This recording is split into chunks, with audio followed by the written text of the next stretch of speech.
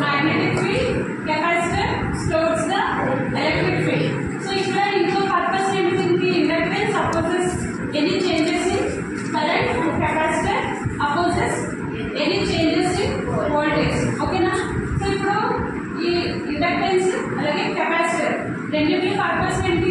Opposite గా ఉంది కదా.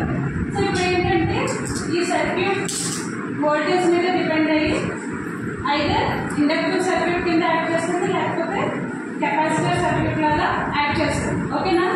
సో ఇప్పుడు వోల్టేజ్ అక్రాస్ ఇండక్టర్ ఏంటి? VL. Voltage across capacitor VC.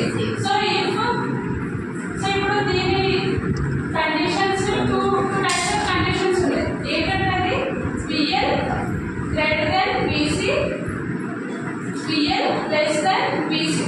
So two conditions ఉన్నాయి. విఎల్ గ్రేటర్ దెన్ విసి అంటే ఏ వోల్టేజ్ ఎక్కువ ఉంటుంది? VL greater than VC. VL VC ఎక్కువ విఎల్ కదా. So VL greater than VC. So ఇప్పుడు ఈ టూ కండిషన్స్ లో విఎల్ గ్రేటర్ దెన్ విసి అంటే ఏ వోల్టేజ్ ఎక్కువ ఉంది? ఇండక్టెన్స్ వోల్టేజ్ ఎక్కువ ఉంది కదా.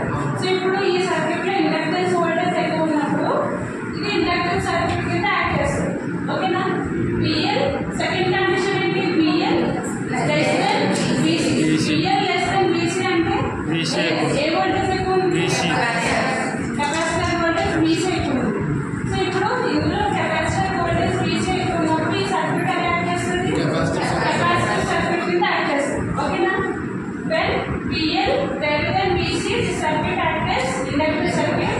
When VL less than VC or VC greater than VL, okay na, the circuit acts as capacitor circuit.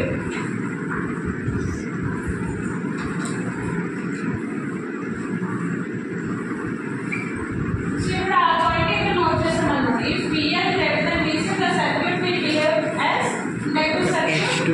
If VL less than VC, the circuit will behave as capacitive circuit.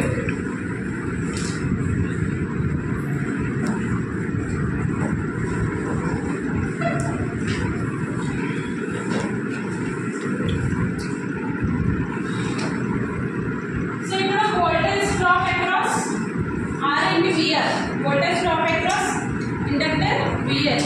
ఇప్పుడు voltage drop across capacitor